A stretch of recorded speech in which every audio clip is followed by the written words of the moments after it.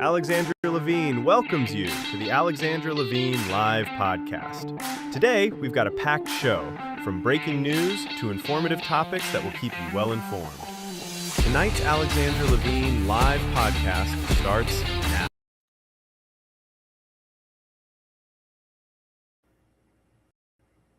Well, hello, everyone. Hello. This is Alexandra Levine live with the America's Pulse Network. You are all in with me tonight. Alexandra Levine. We have some breaking news. It's not political this time, but this has something to do with some incidents that have happened. And it's very important that we memorialize these people and we keep them in our hearts. Let's go to the first breaking news by my good friend David Harris Jr. from Newsmax. So this is just insane what happened. Breaking news this morning, a JP Morgan executive allegedly used her power to sexually harass, abuse, racially abuse, and threaten the career of a junior male employee. She's accused of turning the male broker into a, quote, sex slave. I bring this up because this actually comes on the heels of the movie Baby Girl, which was starred Nicole Kidman. Nicole Kidman was actually nominated for a Golden Globe for her performance. Nicole Kidman was the executive that was being taunted and tortured and manipulated by her 21-year-old employee, having an affair with him and so forth. And basically he said to her, you better do what I want or I could ruin your life, ruin your marriage, and so forth. It's basically what this woman did. It's disgusting that this is happening in the workplace. It's disgusting that this was allowed for so long. That's why we have something called HR. And I always tell people, if you've been sexually harassed, sexually assaulted at work, there's nothing wrong with reporting it. And I know, especially in high profile settings, such as if you're an intern or you work for a congressman or a senator or a governor, and a lot of times these men have power, these women have power, and they use their power in a very bad way. And if you, God forbid, report them, your careers could come to an end. But this is disgusting that someone at JP Morgan, an executive, is doing this. It shows you the lack of decency that JP Morgan Chase has, and also that he can't control his executives. I hate to say it. This is what happens when you have something called a DEI hire. She is a DEI hire.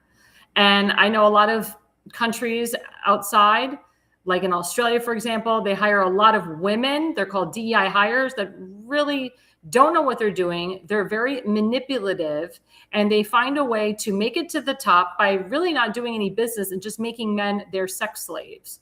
Well, I'm glad that this was called out. I'm glad that somebody said something, but this shouldn't have happened to begin with. This is disgusting. And again, if you see something, say something. If you're a woman and you don't feel comfortable going into the workforce with men, you have every right not to go. It doesn't matter if you're W-2 or 1099, you have to feel comfortable in the workforce and you have to feel comfortable where you are. Now, the sex breaking news is very tragic to my heart. It's very, very sad.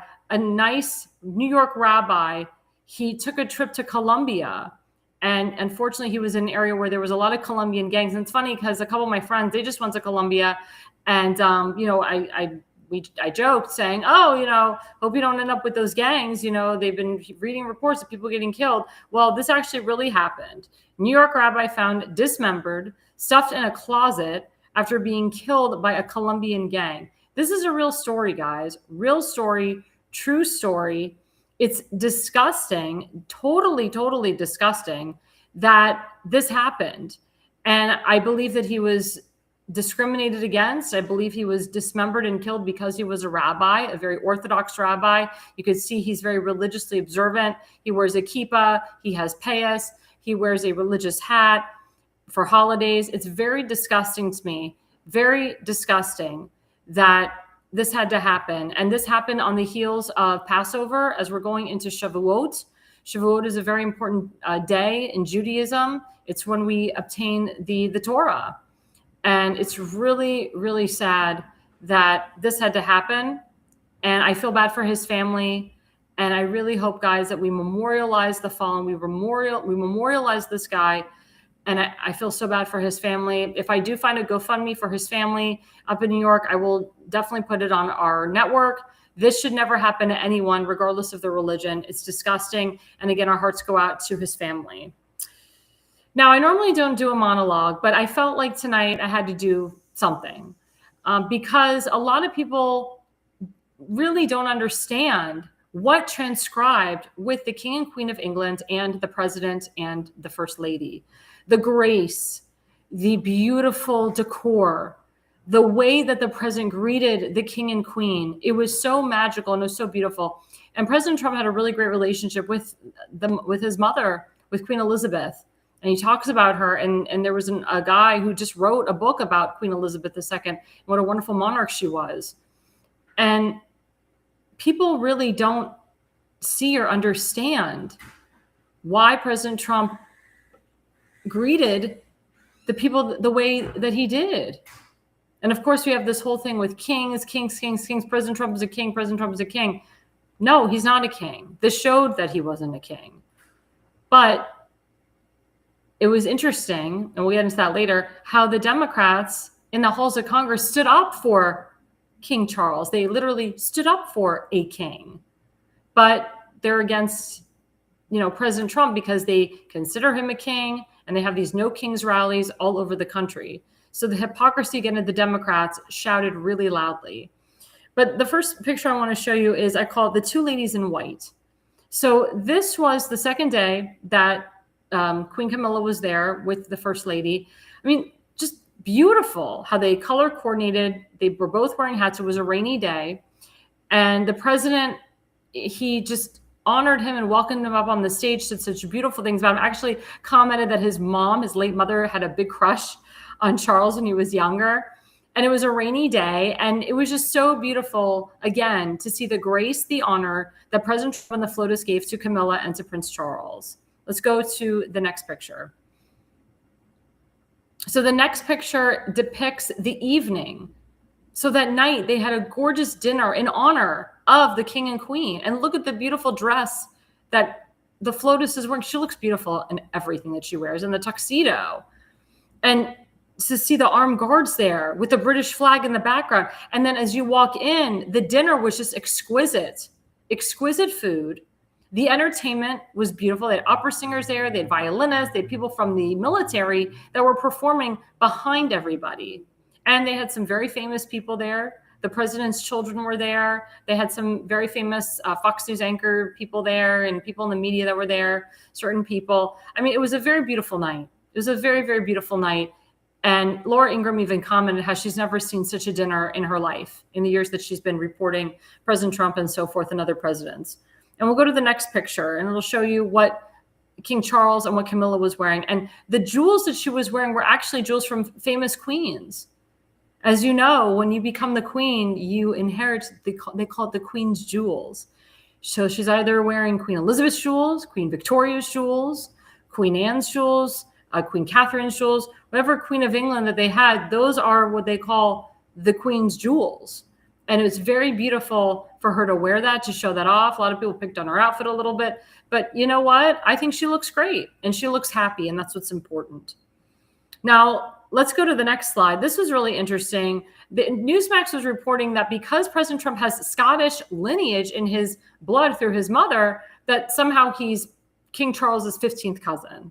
So this guy, Anthony Macra, said, did you all hear we don't have a king? We don't have a king, but we have royal blood. Trump is 15th cousin to King Charles. Well, I can tell you, the story has been debunked. That was a speculation. Some people think that maybe President Trump is his 15th cousin.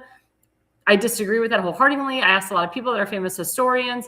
I think they just want another news cycle. And then President Trump, he's so cute. He retruthed a picture of him and King Charles and said, the kings.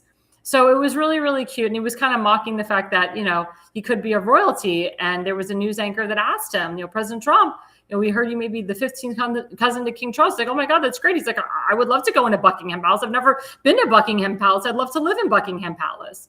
So, President Trump kind of played it off. It was very funny. But my question to my audience later is, do you believe in this? Do you think that President Trump is the 15th cousin to King Charles? Do you think that this was just an extra news story that the mainstream media was trying to fill in?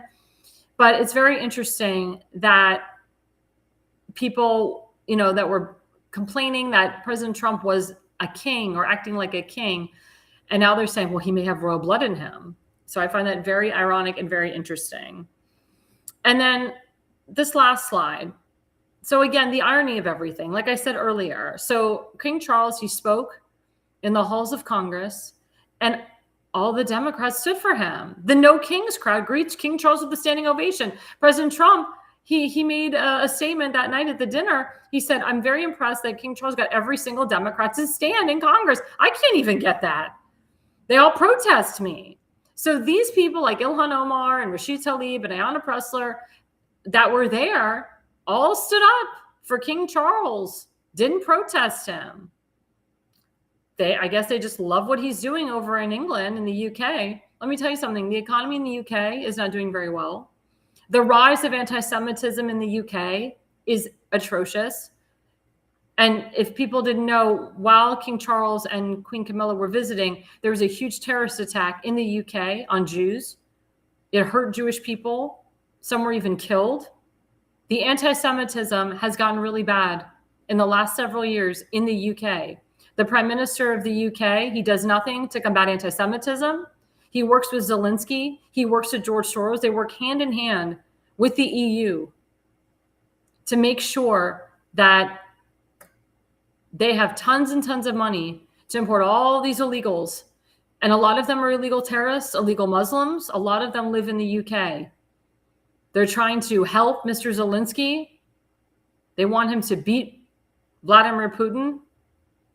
I mean, the whole thing is just asinine, how the parliamentary system works in the UK. But what I'm scared about is that the country of Hungary, they just went through a whole election. And the new guy, one minute he sounds like a capitalist Republican, the next he sounds like a radical leftist. And he will be probably working with the EU, and he probably will be signing off to give Zelensky $90 billion, which is what we don't want. The guy claims that he will keep building the wall and making sure the immigration system is stricter than it was under Orban, but I don't know if I believe that, especially after he said he would arrest Netanyahu if he enters his country. The hatred against Jews has to stop. We're in what I told you, the holiday through Passover. Now we are doing something called counting the Omer up into Shavuot, which is where we get the Torah, the 10 Commandments. Can we not just have peaceful holidays? Can we not just have a peaceful holiday? Again, people honored the king and queen. President Trump honored the king and queen. My question to the other European leaders, will they honor the FLOTUS and the POTUS the same way? Will they give President Trump the grandeur and the respect that President Trump has given them over the years? Will they do the same thing with President Trump and Melania that President Trump did with the king and queen? Because this was an exquisite visit, to the point where King Charles and Camilla came back today for a final goodbye before they left to go back to the UK. But they had a great few days. There was not one thing that they complained about. There was not one thing bad that happened. It was a great moment. A great moment coming off an amazing dinner, an amazing visit. So again, my question to the other European leaders, will you honor the president as well as he honored King Charles and Queen Camilla? Now we go into segment one. So segment one, let's start off with the first slide, please. So this is really important, guys. We're still dealing with if John Thune is going to push to pass the Save America Act. This is something that's so important to Americans right now. And as you know, current Americans are going through midterms. We're going through early voting in certain states. We're going through primaries. I want to make sure that this is passed before any major elections are happening. I mean, they're all major, but I'm talking about huge gubernatorial races out there, huge municipality races out there, congressional races out there. This is so important that each governor, like my governor, Ron DeSantis, steps it up and signs a bill to redistrict out these damn Democrats that have been there for years, that do not have the American people's best interest at heart. And my governor set the stage to overturn the horribleness of what happened in Virginia a couple weeks ago. But President Trump said, America's elections are rigged, stolen, and a laughingstock all over the world. They're either going to fix them or we won't have a country any longer. I'm asking all Republicans to fight for the following. Save America Act. Number 1, all voters must show photo ID identification. All voters must show proof of citizenship in order to vote. No mail-in ballots except for illness, disability, military, or travel. I 100% agree with that. 100% agree with that. All voters must show voter ID, some type of identification. It's very important. We have a bunch of liberal states that it's not a requirement. We're going to be interviewing someone in the next 10 minutes that can tell you all about that. Let's go to the next slide, please. So real Donald Trump, he got a huge victory this week. And it's so funny because he didn't know about it until someone in the Oval Office, a reporter, asked him a question about it. He's like, what are you talking about? Did we win? Is it good for Republicans? And actually the left-wing mainstream media and anchor woman said, yes, it was a win for Republicans. She didn't want to say it. I could tell I could feel in her body and her face, she was cringing to say it, but she actually admitted that the Republicans won something. So it didn't happen today, but it happened a couple of days ago. The 6-3 Supreme Court decision in the Callis case is a big one for equal protection under the law as it returns the Voting Rights Act to its original intent, which was to protect against intentional racial discrimination. Thank you to brilliant Justice Samuel Alito for authoring this important and appropriate opinion. The fact that it had to be even authored to begin with is asinine. I thought we were over racial discrimination. I thought we were over discrimination, period. But apparently we're not. And there was something that was overturned recently in a state that said, only white people can live here. I mean, the fact that that was even put into law is disgusting. The fact that it took this long to overturn it is even more disgusting. Again, we shouldn't be having to deal with racial discrimination. And who started it? Barack Hussein Obama. Barack Hussein Obama started with the racial discrimination, the Islamophobia, the xenophobia. It came back under Biden, Kamala Harris, which was still Obama. And George Soros, of course, pushed the socialist narratives in. And we're all created equal, not in his image.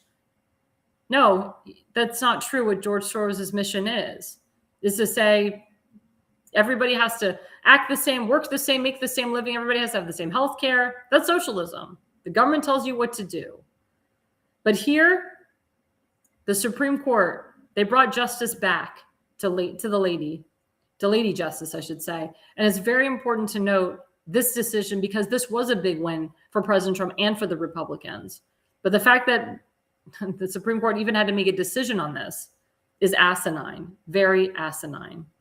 And yeah, it's true. My friend Donald Willinger, when was World War XI? So that was a comment made by Congresswoman Ilhan Omar in January 2025 when President Trump, a couple days after he took office again, she says that President Trump's going to make our country turn into World War XI. World War II. World War XI, does she not know Roman numerals? Is she that stupid? And she's a congresswoman. World War XI. I mean, that's just like beyond stupid. I mean, the woman hates our country. But to screw up like that in front of the nation is embarrassing, and she should be embarrassed. She's disgusting. Let's put up the next slide. So the next slide is by Edward Cohn. And again, he talked about Florida. Democracy is booming in Florida. He's a Floridian. The House voted today and a whopping 83 representatives voted for redistricting as opposed to 28 stinking no votes. Yes, we can. The Florida House of Representatives passed a bill approving the state's new congressional redistricting map in the lower chamber. That was yesterday. The map unveiled by my governor, Ron DeSantis, could add 4 congressional seats for Republicans ahead of the 2026 midterms. The vote was 83-28 in the House. I applaud the Florida House of Representatives for doing this. I know there's been some divide. I know there's some rhinos in that Florida House, but I appreciate them doing this. I appreciate the governor working steadily and working fast to get this passed as well. I know he spoke with a lot of these House reps to get this passed, and it will go on my governor's desk and he will sign it. It's so important, guys. It's so important to get with your governor. And I know there's a lot of liberal governors out there, but start with the Republican governors. As you know, Indiana had a huge issue with the rhinos in the state legislature that would not pass a bill. Indiana really screwed it up. And that's why in Virginia, people voted no. But again, because of this happening, I really hope that it will override and overturn what was voted on in Virginia, because the governor of Virginia is a piece of crap. And she met with the king and queen, and she talked about what her platform is, what she's been doing. She even talked about the legislation she passed, and he shook his head. He was not supportive of what she's doing to her state. And so many people are leaving Virginia. They're going to West Virginia, they're going to Florida, they're going to South Carolina, they're going down south because they've hashtag had enough. They've hashtag had enough of the BS. I really wish that more Republican governors, like my governor, Ron DeSantis, would do their due diligence and work on this new congressional redistricting map. And the funny thing is that the Democrats, they're all up in arms about it. Like Gavin Newsom is oh, we're going to do new redistricting. Governor Westmore, oh, we got to redistrict to make sure Andy Harris is not the Republican congressman anymore. Make it all 8 Democrats. It's so funny. The Democrats are known for gerrymandering, but when the Republicans try to do something right, they get schooled by the Democrats over it. It's disgusting. It's really sick. But this is a victory, guys, for the Republicans. And guess what? It's giving people hope now to go out and vote. And I'll talk about this later. We have so many seats now, so many elections, re-elections. I want those Republicans to go out and vote in these primary elections. I know they're in the heart of the summer. People go on vacation, they get lackadaisical, whatever. But the hardcore 3 to 4 star, 5-star Republicans that always vote in every primary re-election, do not feel disenfranchised. Do not feel discouraged. I don't care if you live in a red state or a blue state. Go out and vote. Exercise your right to vote, because if you don't vote, it gives the Democrats more power. If you don't vote, we get more of these radical crazies in there. All these special elections are happening, and all these radical crazies are getting in. It's disgusting. Our country is going to be turning into a terrorist country with all these terrorists that are becoming congressmen and senators, or trying to become congressmen and senators. Don't allow that to happen. Take back your country. You have the will to vote. I can tell you on a personal note, they have something called the Baltimore Jewish Council, owned by the Associated. They claim on their flyer, candidate forum, May 13th at such and such a place at such and such a time, that we invited all candidates to come speak. And then they list the specific districts. It's Baltimore County Council districts, 2, 3, and 4, Baltimore state districts, and they're 11, 14, and 17. Doesn't say about Baltimore County Executive, says Baltimore County Sheriff, even though he's being primaried out. And there's another position in there too. So I wrote to the people, I wrote to the woman, and I said, your flyer says all candidates. How come they're all Democrats? And she said, what are you talking about? We invited all candidates. I said, no, you didn't. I said, there's 9 Baltimore County districts. There's 9. They had a vote. They moved it from 7 to 9. Why are you only inviting certain people running in those districts? I said, there's no Republicans. You did not invite even people running for Baltimore County Executive. Now, Baltimore County Executive, there's 3 Democrats that are part of the Baltimore County Council that are running for Baltimore County Executive, but there's 2 Republicans and an independent that is also running for Baltimore County Executive, but she didn't invite them. So then, after I caught her in the lie, she writes me back, she says, well, we're only focused on the districts that have a majority of Jews. I said, well, what about Baltimore County Executive? And she said, we did reach out to all the candidates. We reached out to them several months ago. Well, I contacted the independent and one of the Republicans that was running for Baltimore County Executive. They confirmed with me that they had not been contacted, emailed to come to this forum. Now, this forum is supposed to be open to the public, and it's for constituents, voters, to meet who their next county executive is, county council, and so forth. But they limited it to just a Democrat forum. This is a partisan forum, not bipartisan. This is a partisan forum. And I guess they centered it only on Jewish Democrats. Now, let me tell you something. I'm a Jew, and I worked my butt off to get Jews to hashtag leave the Democrat Party. And this was before October 7th. But I also educated my Jewish Democrat friends to see the light between these Democrats and the Republicans. And I told them, don't vote for party, vote who represents you.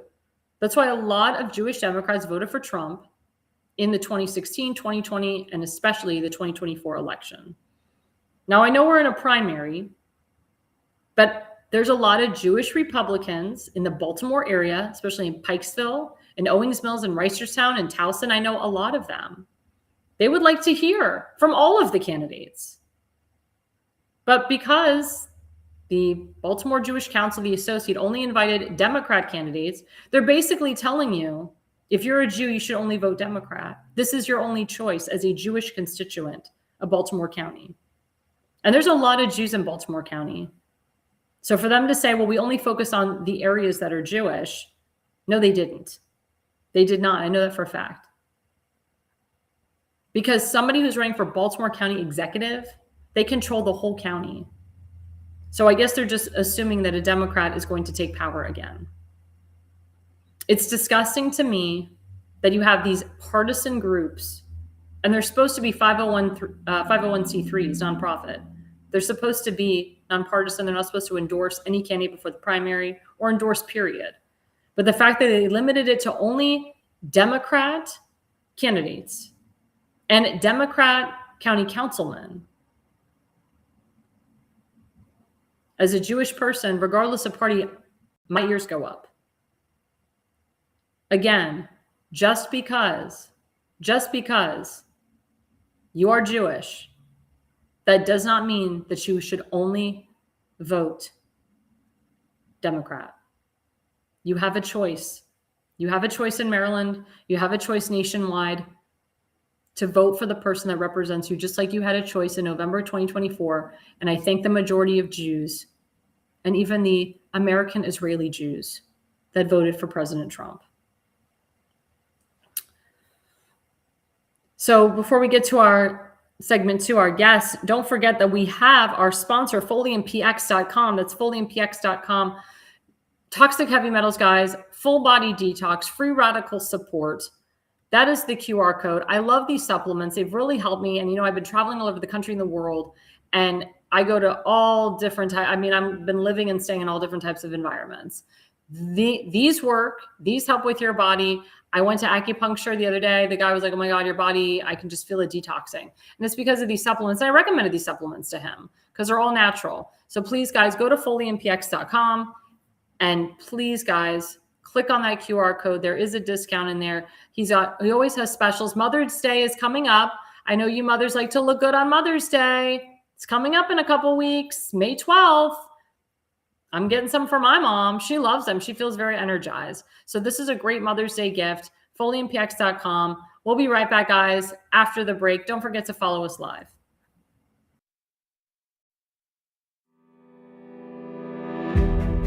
Hi, I'm Alexandra Levine. I'm a professional opera singer, actress, TV, and radio personality. Since 2015, I've been a volunteer, a field director, and a campaign manager, learning the ins and outs of the political world. That's why I became a political consultant. My job is to lead you to victory with organization, structure, and the mindset of winning for your district or state. With my guidance and direction, I can keep you focused on the things that matter to the people and advise you on key issues that need to be addressed. If you're a serious candidate that is serious about winning, then book a consultation with me today. Go to levineconsulting.co. You'll be happy you did.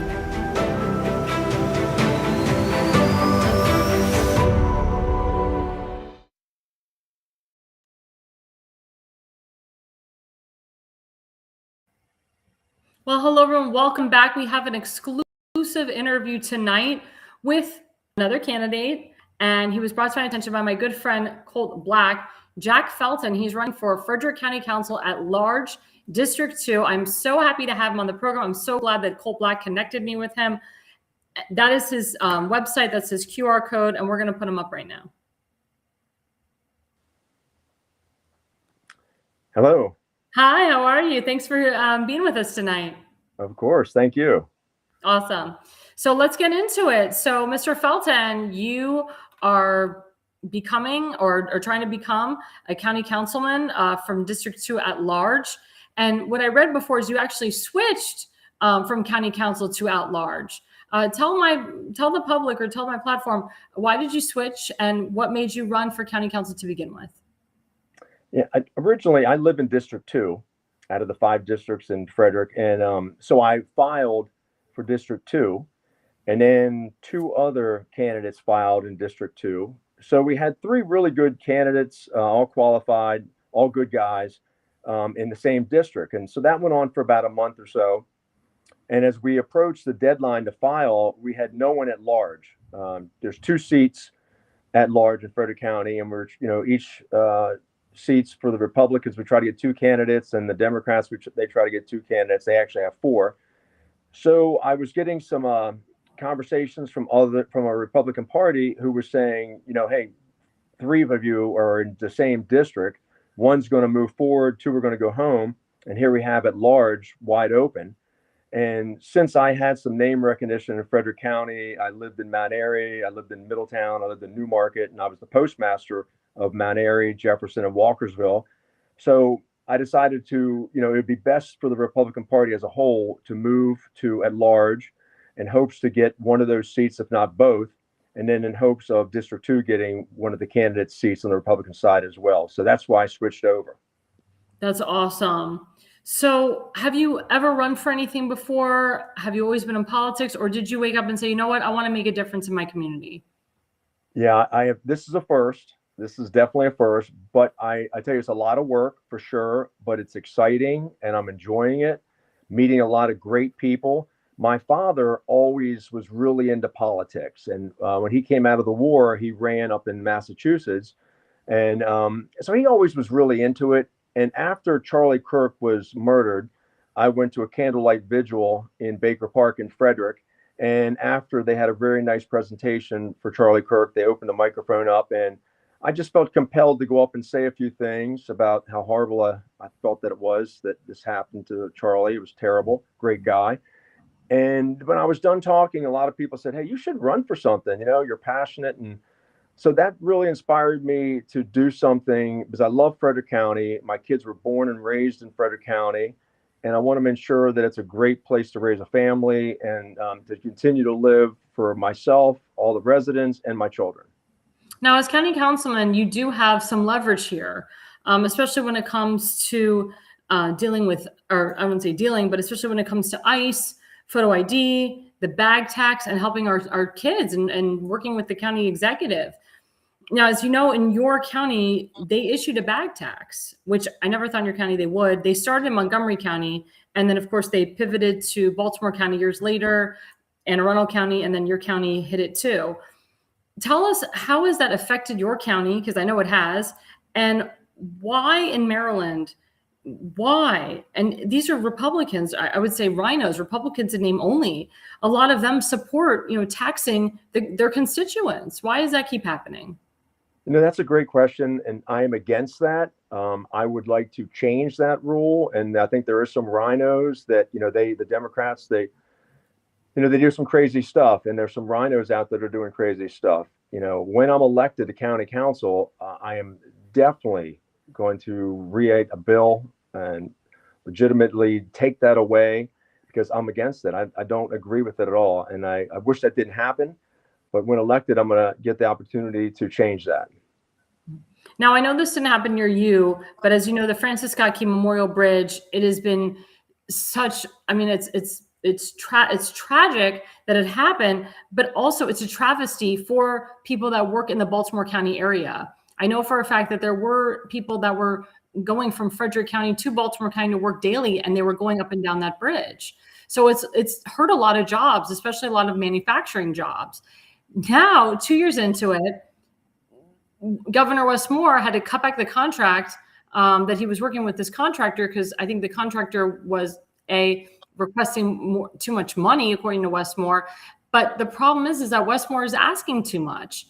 Now, because they don't have a contractor, they're starting back at square one, and they may not get that bridge fully done until maybe 2031 or 2034 at this stage. What say you?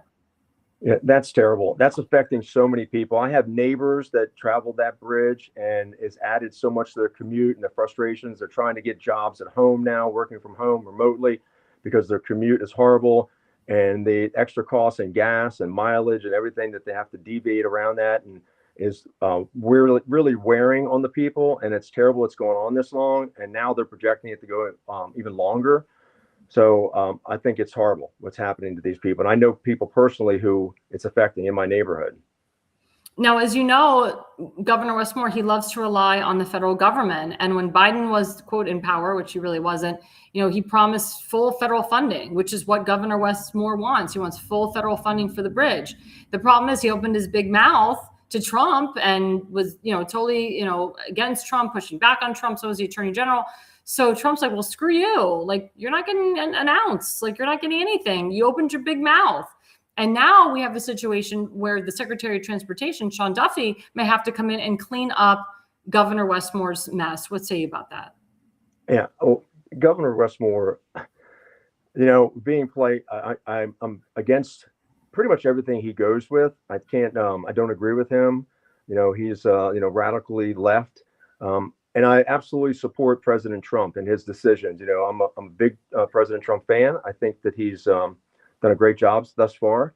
And I agree with his decision making about that and cutting him off. I appreciate you saying that. It's very sad, what Governor Westmore is doing. And what I'm noticing a lot in your county, because I worked with Cole Black and Jamie Brennan, there's so much of the people that are just fed up with a lot of the Democrats in power, to the point where you have conservatives on the school board in Fredrick County, which is amazing. And my friend Sam Rosenblum, who's been on our program, he's trying to run also, and he's also a Republican. Yes, so I know Sam. Yeah, it's awesome. So you're right, and one of the biggest I don't say reasons, but one of the biggest things that Colt Black and Jimmy Brennan did to win is that they stuck to their own issues. And, they didn't say, I'm a Republican, I'm a Democrat. They stuck to the issues, the local issues. What local issues are you going to stick to as a county councilman? But on the campaign trail, what are some local issues that you're hearing from constituents that they want you to make a difference for them? Yeah, I mean, I'm just right now, I'm just so focused on Fredrick County. That's my concern, is Fredrick County. It's a big country. Washington, D.C. is not that far from us, but it's about Fredrick County right now. And it's about restoring moral and traditional values. Our tax rate for property tax is above the national average. When I first moved into Fredrick County in 1994, I paid $2,800 a year in property tax. Now I pay $8,600 a year in property tax. It's ridiculous. It's really pricing people out, and people who are trying to buy into Fredrick County with the high tax rate that we have right now, it's making it hard for them to afford housing. I'm very much about the data centers that came into Adamstown. That's affected a lot of people down there. The value of the homes has dropped. I've talked to a few people who their value has dropped almost $100,000 since the data centers are going in because they live close to them. So if any more data centers are coming into Fredrick County, next time around, we're going to tell them where they're going to be built and how they're going to be built without the diesel generators on the rooftops. It's a big concern. And putting a data center 900 feet from an elementary school was terrible. And then we have the power lines that are going to go through a lot of beautiful farmland. I'm against that. Keeping Fredrick County safe. I do support the police. I support the firefighters, the EMTs, the county nurses, our teachers. Definitely support them. But I want to make sure Fredrick County stays a place that's absolutely beautiful. Our farmland, we have more farms in Fredrick County than any county in the state of Maryland, and we're known for farming. So I really, really want to preserve our beautiful farmland, support our farmers, and try to keep Fredrick County, the rolling hills and the beautiful mountainsides that's currently there. I appreciate that, because, President Trump is really big about the farms and the farmers, and so are local people that live in your county as well. As you know, there has been a lot of exposure that the Chinese were owning American farmland, which is just insane. And that was under Joe Biden and that administration. That was totally, completely insane. It's insane. It's insane. I can't stand it. Yeah. So one of the biggest things in your county, and this was actually when I say the auto pen was in power, had to do with ICE. And, as you know, ICE they're fabulous. They protect the citizens. But of course, you have Democrats that, want to call them modern day Gestapo, and they try to push back on ICE. As you know, you have a great sheriff, Sheriff Jenkins, who's a personal friend of mine. He's running for sheriff again, and he completely supports ICE. He's worked with Thomas Homan. As county council, what dent can you put in to the people and, to say, hey, we're going to work with ICE, and it is what it is. We need protection here. And the fact that, anybody, regardless of party, would push back on them is just completely asinine. What say you about that? It's really crazy, because what ICE is doing is when someone commits a crime and they're found to be illegal, they came into this country, they broke a law, they came into this country illegally, and then they come in and they break, they commit a crime, they get arrested, and then ICE then steps in, and then they can go through the process of getting them out of this country. So the thought that people are against, number one, people coming in, or agree with people coming in the country illegally, and then they're okay with them committing a crime and us not getting them out of the country, is ridiculous. It's absolutely ridiculous. And ICE is not walking down the street, going up to people and asking them for their citizenship. It's after they commit a crime. They came into this country illegally. They committed a crime. They broke the law. They got arrested. And during the processing of their arrest, it was determined that they're here illegally. So the county, the sheriff then turns them over to ICE, and then ICE does what they need to do with them. But the thought that that's wrong and that's bad is ridiculous. I support ICE. I don't, of course, I don't want ICE going down and going up to people, which they're not. They're only stepping in after they commit a crime. So I support that. I think it's great. I think if they come into this country and commit a crime and they're here illegally, they should go through the ICE process of they determine what needs to be happening to them, maybe deported or whatever the situation is. But I support ICE doing their job. Well, I find it very funny and hypocritical that, the Democrats are bitching that ICE agents wear masks, but yet they were bitching at us to, wear the damn mask, for as long as we did in Maryland. I mean, I was in Maryland during the COVID situation. It was just awful. I mean, your county took forever to reopen. Montgomery County was the second to last county to reopen.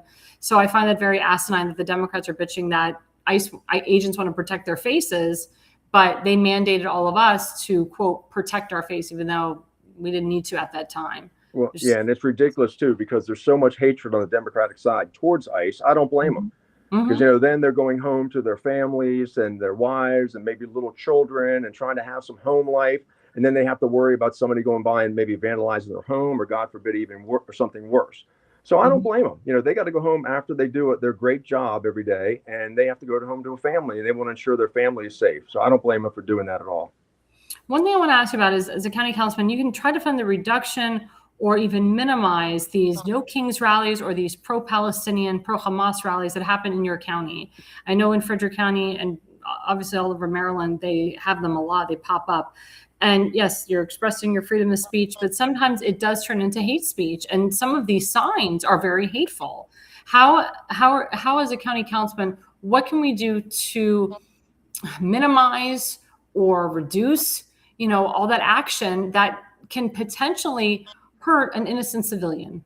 Yeah, I would support a bill or law that held someone accountable for posting a sign that is threatening to people or threatening to someone in an official position or verbally threatening them. And I think that's wrong. There's of course, freedom of speech is what this country is based on, and that's great. But then there's a limit, though. There's a point where it's not freedom of speech. It becomes threatening. And I would support, holding those people accountable, even in the legal process for doing something like that. I would 100%, because this is a great country. We're lucky that we are born in this country, or that you came into this country legally, like my grandfather did from Italy, legally through Ellis Island. And I think it's crazy that people have so much hatred to this great country, and they continue to live here. And you have to ask yourself, why? Why do you hate it so much? Why do you talk so poorly about it? But you wake up here every morning and continue to live here because it's the best place in the world. And they just want to complain about things instead of appreciating how blessed we are. I agree with you. One last question. This kind of doesn't have to do with your running, but the question of, President Trump almost being assassinated for the third time. And why is this happening? And he was in DC. It should have been completely secured. Secret Service should have had that whole area secured. That hotel should have been secure. Why? Well, we know why this is happening, but for anyone to have the audacity to take a train from LA to Chicago down to DC, he had all these guns on him, stayed in a hotel, had all these guns on him. And again, it could happen to any one of us. You were in Fredrick Park. We have rallies there all the time. It's just asinine to me that this is happening in our country and that we have to worry. What were your thoughts when you heard that the president almost got shot the third time? And it wouldn't have been just the president, it would have been the first lady, the vice president, everybody, pretty much. There was and everyone in the media, there were some pretty big names. There's 2,000 people there on Saturday night at the Washington Hilton. Does this give you flashbacks of Ronald Reagan? I want to know your perspective on that. Yeah, I think, unfortunately, there's so much going on the radical left side, and people are doing things and wanting things and are expecting things just because they want it their way. And even though they're in the minority, they go against the majority. They want to say that they're allowed to they're a man, but they want to use a ladies' bathroom and participate in sports with women. And it's unfortunate that we've allowed that to happen, that we've agreed to that. That's unfortunate. And President Trump has a lot of hatred towards him, unfortunately. There's a lot of people that do not like him and hate him and want to do harm to him and kill him. And I think it's terrible. And it's unfortunate because I don't think it's going to stop. I mean, the man needs to be protected. He's doing a great job. And a lot of people literally can't stand him. And I want to tell you this, when President Biden was in office, of course, I disagreed with what he was doing. I thought he was incompetent. He had a lot of mental issues. It was sad that he was really a president with his state of mind. But I wanted him to do well. Of course I did. He's the president. I want him to do a great job for our country. Unfortunately, he didn't, but I was rooting for him. I'm an American. Of course, I'm going to root for our president to do a good job. But it's just the opposite now. The Democrats want President Trump to fall right on his face, to screw up, to make mistakes, instead of rooting for him. Even if you don't like the man, he's our president, and you should love the country and hope he does a great job for our country, for our people, for our children. So it's unfortunate there's so much hatred for someone who's trying to do a great job for our country. Well, that's a good point, because when Barack Obama won once and twice, the whole country didn't burn down in flames. I wasn't very happy with it, but we all put up with it. We put up with him for 8 years. Exactly. So it's very disgusting to me that President Trump gets in and all of a sudden there's riots and there's this and there's that and malicious intent everywhere. And a lot of those people have not been held accountable. Now they're getting held accountable. I really hope, Comey goes to jail for a long time. I know for a fact that President Obama is the target. A lot of people think that President Obama did orchestrate the third assassination attempt, because there was a lot of things on Truth Social going around about, that Obama is the next one to be, thrown in jail. So we'll have to see about that. But what Obama did to Trump, how he spied on his campaign, it's so asinine and disgusting. And he's still walking free and sitting free. And we can't allow these people to go free. If President Trump did not win the presidency, he'd probably be in jail today, which is disgusting for something he did not do, for 34 BS. It was one conviction that was rewritten 34 times. It's such BS convictions. We all know this. It's crazy. So yeah, it's crazy. The things that President Trump and his family have had to endure. And that's why it was interesting. He almost got shot and his family almost got shot. And then the King and Queen of England came and the president threw this beautiful dinner and just beautiful arrangement for the King and Queen after all of that. And that just shows you the power of the man. That just shows you the strength of the man, the wonder of the man, the amazement of the man. And nobody should wish ill of the president and his family. We should be praying for the president and his family. And I thank you so much for coming on our program. Tell my viewers how we can follow you, how we can donate to you, when is your election, and so forth. Okay, the election is June 23rd. So when you go to vote on June 23rd, you're going to be able to vote in your district. And then you're also going to get the opportunity to vote at large. That's where you're going to see my name at large, because I cover the entire county. That's June 23rd. You can go to my website. It's Felton for Council. And there's also a QR code there that you could please donate if you would like to. And I'm going to be having a fundraiser probably after the primaries, maybe in June or July. Then I'm going to open up and publicize, and people are more than welcome to come and have a good time, get to meet me, talk to me, meet my family, and then hopefully donate because we have to get some Republicans into office here. We've got to get Republicans to the county council. And that takes people to go out and vote. You have to tell your friends, your family, your neighbors. You have to not only support the Republicans, myself at large and other candidates, but you have to make sure you go out and vote on the 23rd. And we do not want Frederick County turning into a Montgomery County. And if we don't get more Republicans on the county council, that's going to be, we're going to be in jeopardy of losing this great, beautiful county that we all cherish and live in. I agree with you. I mean, I educate as a political consultant, I educate people all the time, especially when they live in liberal states and liberal cities and liberal counties, to start locally and work your way up. And I mean, I hate to say it, that's how Mondami did it. That's how Johnny Oshevsky did it in Baltimore County. They started on the local level, and sky's the limits. You know, skies are really the limits. And it's funny because most Democrats don't really pay attention to the local level. As they, you know, they don't, and then they just pivot straight to Congress or pivot straight to Senate or whatever.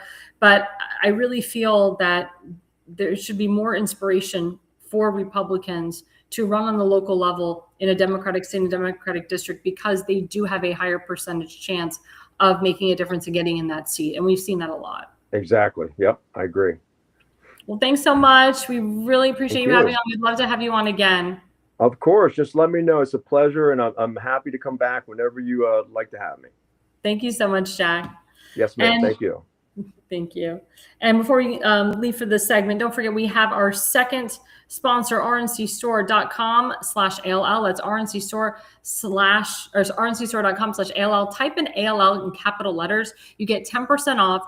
Richardson Nutritional Center, great supplements also to help cure cancer, to help with detoxing as well. As you know, I'm into all natural products. If you're pregnant or expecting, this is great for you. If you have cancer, if you're going through cancer, if you just finished cancer, if you have osteoporosis, if you have early signs of dementia or Alzheimer's, this is very good for people basically of all ages and ailments. So please, guys, go to rncstore.com/ALL. Type in ALL. If you don't type it in, you don't get the discount. Of course, the more you spend, the more you get. We'll be right back. Don't forget, guys, we are live now on Rumble, on Truth Social, on TikTok, on YouTube, on X, on Spotify, on Substack, on Facebook. We're on like 15 different networks. I just want to say thanks to people that have been commenting on this show throughout this half hour or this hour.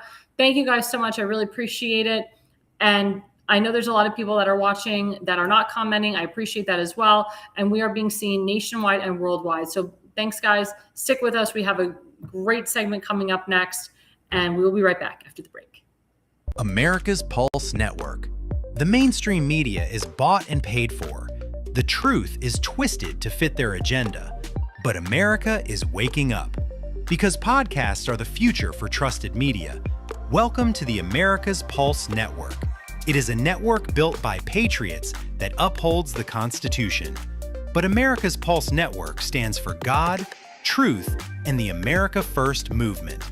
There is no corporate propaganda, no government spin, just real news, real talk, and real voices fighting for faith, freedom, and the future of this great nation with common sense. Here are some of America's Pulse Network podcasts. Alexandra Levine Live, hosted by Alexandra Levine. Jersey Shore Podcast, hosted by Damon Galdo. The Conservative Corner, hosted by Seth Eisenberg. The New Jersey State House Watch, hosted by Jack Brangan and Constance Detzel. APN's The Pulse is moderated by either Alexandra, Damon, Elena, or Seth. Also tune into America's Pulse Network on the following social media platforms.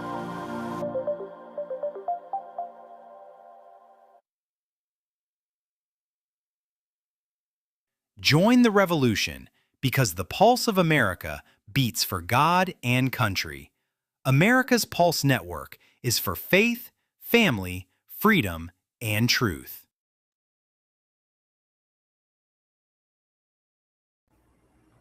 Well, hello, everyone. Hello, this is Alexandra Levine live with the America's Pulse Network. You're all in tonight with me, Alexandra Levine. Thanks for sticking with us. This segment is a little bit more serious than the other two, and that's why it's called Words Have Meaning. Now, as you know, last Saturday night, there was a third assassination attempt on President Trump's life at the Washington Hilton at the White House Correspondents' Dinner. Now, I can tell you as a White House correspondent with the press, I was invited to go. I couldn't go because I was in another state, but I will be going when they have the new one coming up. I know President Trump wants to put it together in 30 days. The committee's like, I don't know. It takes a lot of preparation, whatever. But we will keep you informed when the new one will be presented. And of course, that made the point that the ballroom that President Trump is creating in the White House, which has been stonewalled and stopped because of a stupid liberal judge because she didn't like the way it looked. She was walking her dog at the time when she said it. Because of her, people's lives were on the line. You have to think of the people that were there. The FLOTUS was there. The POTUS was there. J.D. Vance was there. I think his wife was there. Caroline Leavitt, who's about to pop, she's very pregnant, was there. Erica Kirk was there. Stephen Miller and his very pregnant wife was there. And a lot of the Trump cabinet members were there, like Pete Hegseth and his wife, Secretary of State Marco Rubio and his wife were there. I'm trying to think who else. Why am I blanking?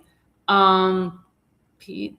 Oh, Dan Scavino Jr. And his wife was there. I don't know if Susan Wiles was there. She probably was there. I had it all written down. I forgot, but I'm looking at their face. I'm blanking on the name. But there was a lot of Linda McMahon was there. She's the Department of Education. She was there. A lot of heads were there. Secretary of Interior was there. They're all coming back now. It was a huge plethora. Oh, Sean Duffy was there with his wife. Huge plethora of big name people that work for Trump that were there at that dinner. There was about 2,000 people there. And of course, 90% of them are Democrats. They work for the mainstream media. These are people that have blatantly told lies and reported unfairly about President Trump for almost 10 years now. But at that moment, when shots were heard, and they pulled the president out right away, and they pulled the vice president out right away, and people were crawling and then backstage, and people were crawling underneath their tables. That was actually a come together moment for the country. And then President Trump, he wanted to come back. Secret Service took him in his motorcade, and he kept saying, the show will go on, I will be back. But Secret Service had to clear him. Law enforcement had to clear him, make sure it was good to go. And they said, President Trump, they're like, it's going to take hours for us to make sure that the room in the area is clear. And as a result, he didn't go back, but he did a press conference at 10 p.m. with as many press as he could get down there. But it was a come together moment. And President Trump actually allowed Caitlin Collins of CNN to ask a few questions, and some people of the mainstream media that have shitted on him for years to ask questions. But my question to you is, to the mainstream media, now that you see what it's like, a day in the life of President Trump, how people want to kill him because of the rhetoric that you've spewed out for years, because the things that you have called him, a racist, a homophobe, Islamophobe, a pedophile, don't you think that your rhetoric is the reason why these people go nuts and go crazy and want to take a train from LA to Chicago to DC with a bunch of guns in their hands? A teacher from LA out of nowhere. Do you think that the mainstream media would maybe back off? Maybe not crap on President Trump? Maybe dial it down? Dial the rhetoric down? And it's funny because, of course, Congressman Jamie Raskin, Democrat, Jewish a-hole of Maryland, he gets on the mainstream media on Sunday, and the anchorwoman, Dana Bash, or CNN, said, don't you think your rhetoric is like, the reason why these things are happening to President Trump? Don't you think you need to dial down? And he plays dumb. He's like, what rhetoric? What are you talking about? What rhetoric? And then President Trump, at the kindness of his heart, decided to take a last-minute interview with Norah O'Donnell, who everybody used to like back in the day. They called her Blue Eyes. She had the audacity to read parts of the guy's manifesto, which could stem another attack, which could cause another crazy and incite violence. And President Trump looks at her like, you're an idiot. Why would you do that? Why would you read the guy's manifesto? Why would you reiterate the things that he thinks of me? So then she plays dumb and she's like, was he referring to you? Of course he was referring to President Trump. They admitted that President Trump and his administration were targets, and high people in the cabinet were targets. My question is, how the hell did that guy just have time to load up his gun and run past Secret Service as fast as he could? And Secret Service, they draw their guns very quickly, but they shot and they missed him. They did like 7 shots and they missed the guy. There was a ton of Secret Service. I mean, you see it in the video. How could you miss the guy? There's such lack of training with the United States Secret Service. I blame the former director for this. Sean Kernan just got in there and he's trying to fix them, trying to make it better. But it's not enough. And these women that work in Secret Service, they're awful. They don't even know how to put a gun in a holster. These were the same women that tried to protect Trump during Butler. They had no clue. No clue. We don't want any more assassination attempts. And we especially don't want one that causes President Trump to not be with us anymore.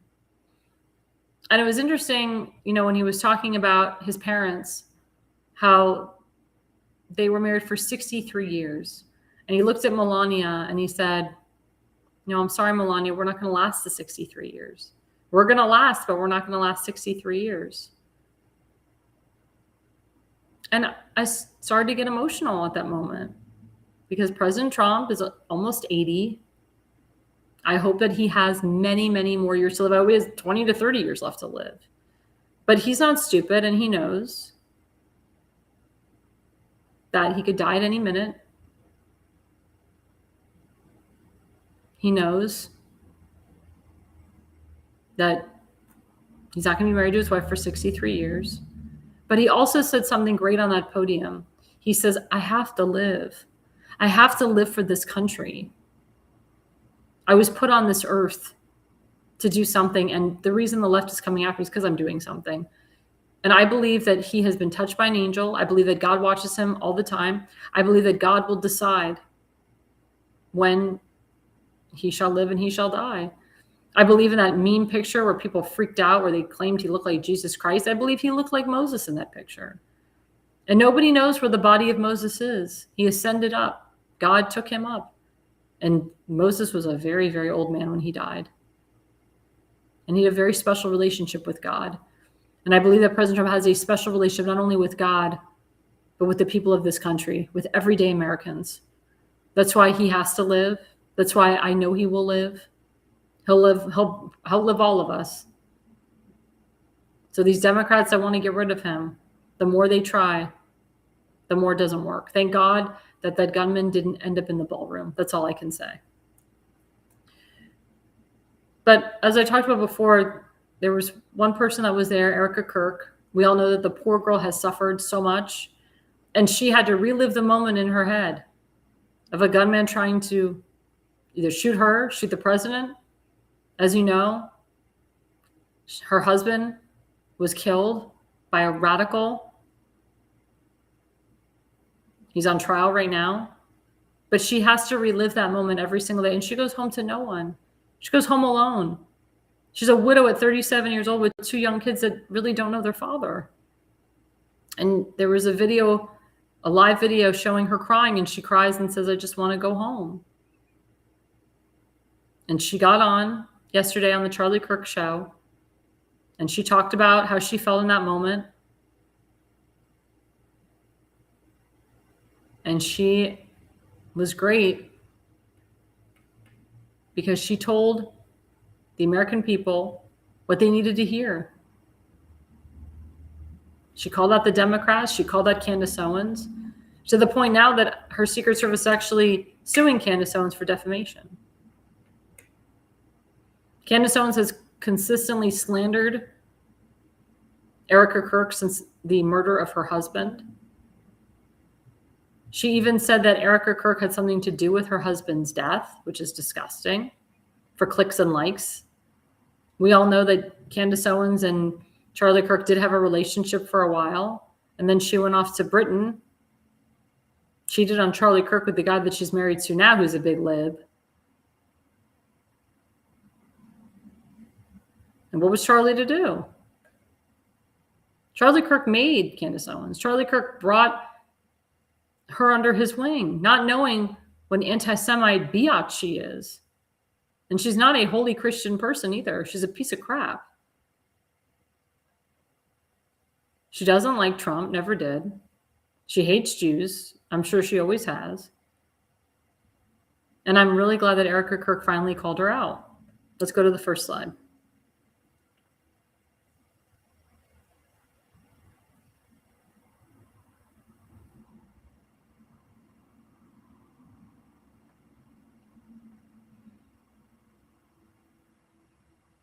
I see I'm slightly delayed with the first slide. The first slide actually talks about Erica Kirk. There it is. So Erica Kirk, she said this verbatim: every morning I wake up to another headline lying about me. I have comedians dressing up in whiteface. I have people saying I'm not fit to be CEO. And I have Candace Owens claiming that I murdered my husband. And that's true. I mean, the poor woman has suffered enough. Leave her alone. They're saying she should be taking care of her children. She shouldn't be doing this. This is too much for her. It's too emotional for her. They're just jealous. These people are jealous. And she could close up Turning Point USA right now. She's the CEO. If she doesn't want to lead it, she doesn't have to lead. She can close the whole thing down. But she is choosing to lead it because that was her husband's wishes. And she's fulfilling the rest of her husband's dream. And she has everything in print, what he wants to do with the future of Turning Point.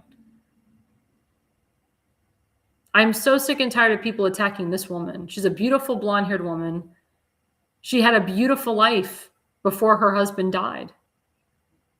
You think this woman is a happy woman? You think she goes home and she's smiling? No, she's miserable. She's still in mourning. She grieves every day. But going on his show, being the CEO, keeps her moving. Being a mother keeps her moving.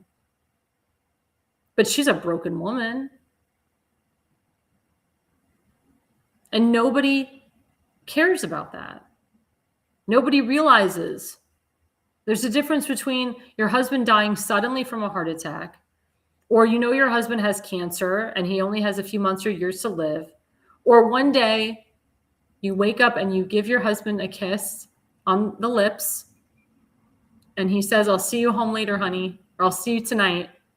And then you watch on the TV that your husband was just murdered or he died in a plane crash or a car crash.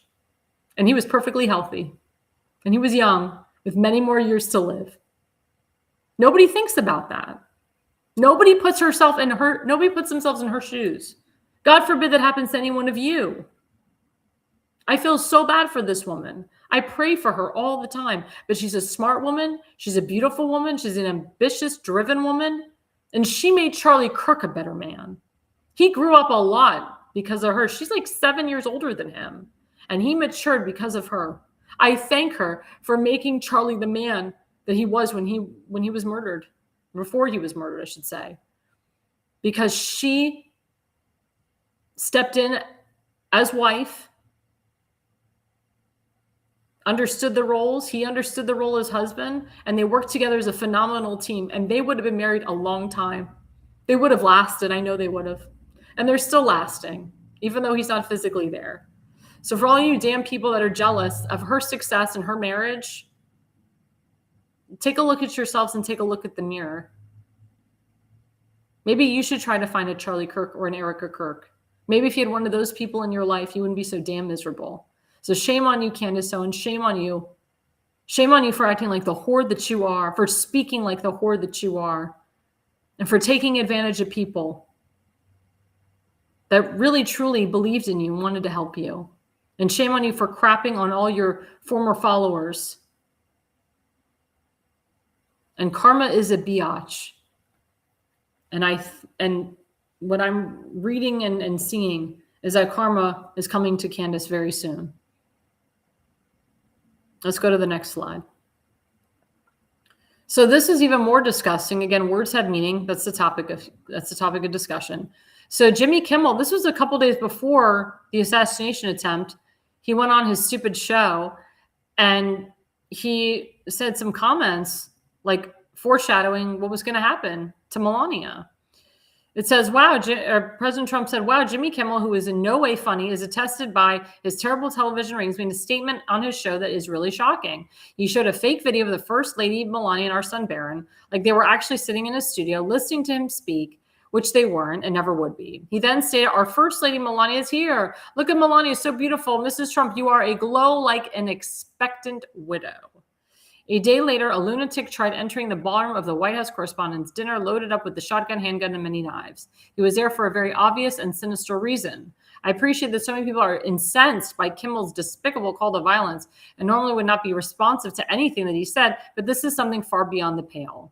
Jimmy Kimmel should be immediately fired by Disney and ABC. Thank you for attention to this matter. I agree with President Trump on this completely. I mean, Jimmy Kimmel was suspended because he attacked Charlie Kirk after Charlie Kirk was murdered. But this was him foreshadowing, saying that President Trump's going to die, he's going to lose his life. Now, Jimmy Kimmel didn't say how President Trump was going to die or lose his life, but a lot of people believe that because Jimmy Kimmel said this, maybe it triggered the young man, or not the young man, but the teacher to do what he did. Because the teacher was 31 years old, his whole life ahead of him, the dumb idiot.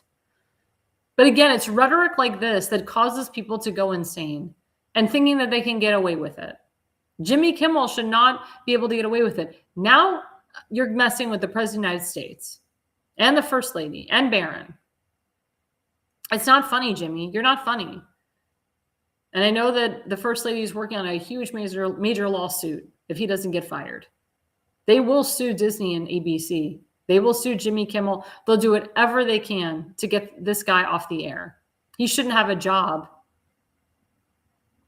And there's actually a funny image meme going around of Melania handcuffing Jimmy Kimmel. That is hilarious and hysterical.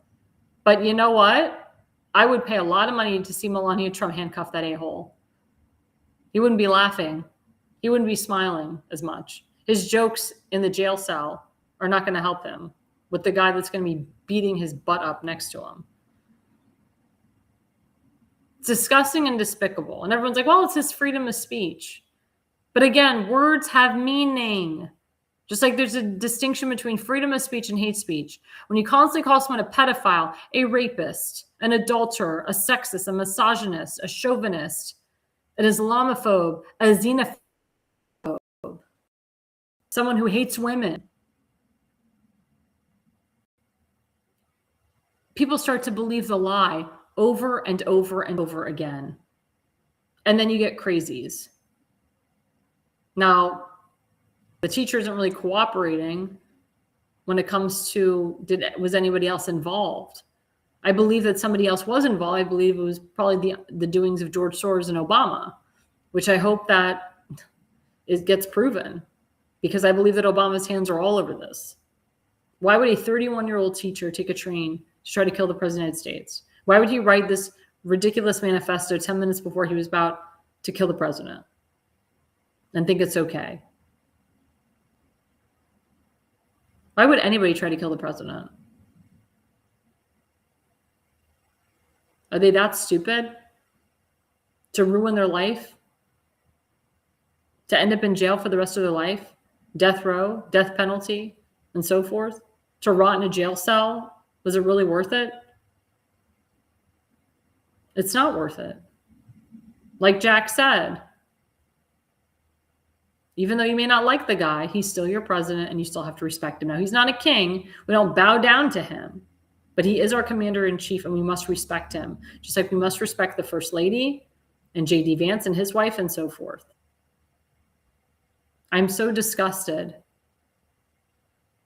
at how the mainstream media has gone way too far and how Jimmy Kimmel was allowed to say the things that he is saying and he still has a job. My question to my audience, what do you think?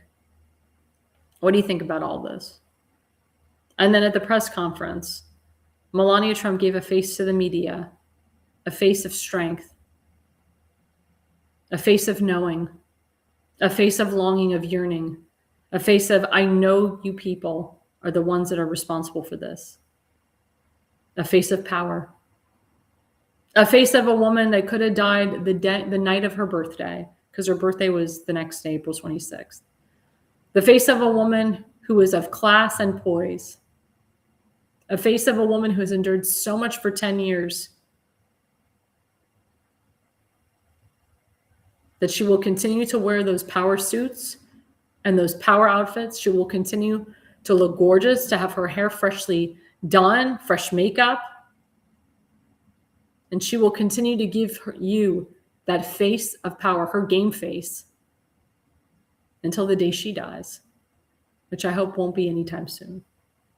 She knows what the mainstream media has done to her husband and her family for years. She could feel in the room what we the people have been thinking and feeling. That's why I admire this woman. I look up to this woman. I respect this woman. And everybody should too, as well as the commander-in-chief.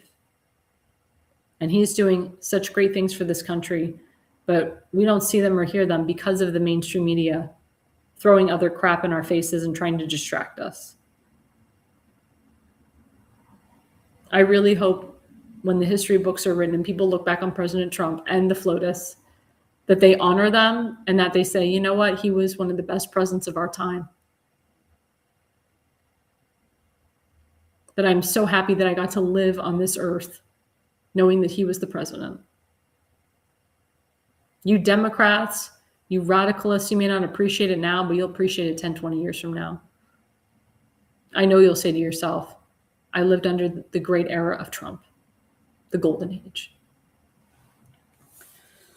Now, speaking of candidates, as you know, we are in candidate season. And as you know, as a political consultant, there are candidates that I'm working with. Of course, we have my very good friend, Tim Fazenbaker of Baltimore County. He's running for Baltimore County Council District 9. This is a very MAGA district. His early voting starts June 11th. It's an entire week. And then his election is June 23rd. We need everybody out for early voting. Mail-in ballots come in a little bit before then. Everybody needs to vote for Tim for Baltimore County Council District number 9. This is a brand new district. This is an America First MAGA district. He's got Dundalk, Edgemere, and Sparrows Point. It's his base. It's where he lives. And we got to get him in office because he is going to do some great things for his district and for Baltimore County. And of course, we have my good friend, Kim Stansberry. She is actually having an event May 9th from 6 to 8 p.m. in Dundalk at the Bayside Grill.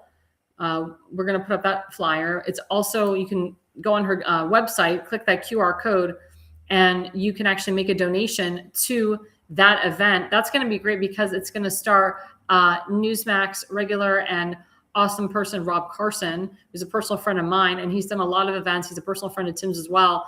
We love the fact that Rob is going to be there. We love the fact that Kim is doing an event in Dundalk because you really need Dundalk to win the primary. You really do. And she's really not running against anybody important. She is the one that will win the primary. We got to get her to the general. She's going up against a big Democrat machine for the general. But we will post her flyer after the show. But May 9th, 6 to 8 p.m. It's a Saturday at the Bayside Bar and Grill in Dundalk. Be there with Rob Carson. Tim Fazenbaker will be there. A lot of other people will be there. It's going to be a sold-out event. Please, guys, come and show your support. And don't forget Daniel Eisenhardt. He's running for state senate in District 6. Oh, there we go. There we go. So it was kind of slow on our end. So there we go. So there it is. Campaign fundraiser, May 9th, 2026, 6 to 8 p.m. That's a QR code for that at the Bayview Sports Bar and Grill, 601 Wise Avenue. Please, guys, if you can't come, make a donation anyway. If you can't come, make the donation and make a double donation. We need to get this woman in office as your next Baltimore County executive, Republican, awesome woman. So our next candidate is Daniel Eisenhardt. He's running for State Senate District 6. He is running against an incumbent who's a liar and a known fraud, doesn't even live in the district. So please, guys, go to Daniel Eisenhardt, put him in office. He has signs up. He's asking people to take his signs. He has a real shot at winning this. He really does. And, he's actually been attacked by his opponent, and he can get into you with that. But that's what happens, again, when you want to help the country, when you want to help the district, your incumbent opponent, they want to take you on. They want to shut your voice. They want to take you down. Nope, Daniel Eisenhardt's a fighter, and we are fighting with him. So candidate for State Senate District 6 in Maryland. Then we have Sam Rosenblum, my good friend in Fredrick County. He's running for Fredrick County School Board. There we go, my friend Sam. Awesome guy, Jewish guy. Really knows a lot about artificial intelligence, about mechanics, engineering. He's a very smart man. He really wants to help our children. And we're going to have him on again very soon before the primary. And before the general, but please, guys, please get him in. He's a really great guy, and he works with my friend Cole Black. And we need another Jewish conservative in office, please, God. Then we also have Marcel Sturbeck. Marcel is awesome. I've been doing a lot of work on his campaign. He's running for Ohio Secretary of State as a contested primary as well. The early voting has already started in Ohio. It is a month early voting. Please, guys, Saturday is the last day to early vote. And then May 5th, Tuesday, is the election. Got to get down to early voting. It's early voting right now is at the Board of Elections. Look at the Board of Elections near you. There's a lot of people that will be in the Medina area. You may see me there. You may not. We'll see. But I like to surprise people. But Medina is the place to be for him. So please, guys, that's a QR code. Vote for Sturbeck. Get him in there. Let's get the rhinos out, and let's put a true conservative in office. And then you have Julie Spivey Perry, who's running for Congress for Virginia District 10. We're going to have her back on before the primary. As you know, they overturned the redistricting for congressional seats. So hopefully hers will go back to being a hardcore Republican district, but we got to get her in there, and we got to donate to her. So please, candidate for U.S. Congress, Julie Spivey Perry. Then, of course, we go to our friend Justin Murphy, who's always on the pulse. We love him. He's running for U.S. Senate in New Jersey. Awesome guy, smart guy. He's definitely going to win the primary. We got to get him to the general. The general is always the hardest in liberal states. But awesome guy. He's been campaigning hard. He's been working with Constance and Jack Brangan and Damon Galdo, and he's just kicking butt and making a name for himself. And we really want him to win the primary. And then, of course, we have our good friend Damon Galdo from the Jersey Shore running for District Number 1 Congress. He's already won his primary. We got to help him into the general. You need money. Donate to him. There's a QR code. This guy has been all over the place. School board, meetings galore, evening events galore, meeting with people, meeting with constituents, crossing the aisle, talking to Democrats and independents. Damon Galdo is a great guy and a great father, and we need to put him in Congress because he will do phenomenal things. And then, of course, we have our friend Seth Eisenberg of the Conservative Corner. We still have his GoFundMe page. He has been suffering a lot this year, last year. He may be undergoing surgery very soon. You've got to donate to him, guys. Go to GoFundMe.com. Donate to Jonah Eisenberg to overcome a financial health crisis. We've raised over $6,400 for him, but it's plateaued. So we need to continue to pump the dough into him. He's a veteran. He's a father. And we really need to help him out. And he's been suffering a lot this last year. And we need to get back to our veterans. We really need to get back to our veterans. And of course, guys, don't forget, we always have The Pulse every Wednesday night from 8 to 9 p.m. We are so sorry we didn't have The Pulse last night, but we will, when we have it. You never know who's going to be the host. So stick with us. And of course, we let you know in advance if we're doing a repeated show or not. As you know, we have a new show, the New Jersey State House with Jack Brangan and Constance Ditzel. They're they're 2 Tuesdays of the month, sometimes even 3 Tuesdays of the month. So they're usually the 2nd and the 4th Tuesday of the month. So if you don't see me on a Tuesday, it's because they're on. And their show is really great, and it's getting a lot of buzz, and it's picking up so well. And they have such great viewership on that show. I watched that show. It's a really great show, very informative. Constance and Jack are very intelligent people. They're also always on the pulse with us too. But please, guys, you got to follow them, like and subscribe to their show, and watch them 2 Tuesdays of the month, the second and the fourth Tuesday, and possibly the third Tuesday of the month as well. Of course, we still have Damon Gelder of the Jersey Shore every Monday night from 8 to 9 p.m. Awesome show, as you know, awesome content. He's got awesome guests on there. He shows a lot of videos. Great show, great content. And of course, there's always me, Alexandra Levine. You can follow me, Alexandra Levine, on Facebook at Alexandra Levine 20 on X, and A.L.L. Levine 85 on Rumble, on True Social, on Parler, on TikTok. I'm very accessible. Thank you guys for watching. Again, I really appreciate the people that have been commenting throughout the show. Again, we are live. You can actually go on our website, americaspulsenetwork.com, and watch us live. Thanks, guys, so much. Thank you for watching. And the reason you listen and the reason you watch is you are no idiot. Welcome to America's Pulse Network. This is APN's very own White House correspondent, Alexandra Levine. This is so amazing and miraculous. We've never had a president in the history of our nation doing this. And we hope to God that he continues doing this forever and ever. Thank you. God bless you, everybody. And God bless President Trump. And God bless you. Hello, everyone. This is Alexandra Levine with the America's Pulse Network. I am the White House correspondent right here in the heart of D.C. as President Trump is celebrating 250 years of America and the military. Subscribe and follow America's Pulse Network on the above social medias.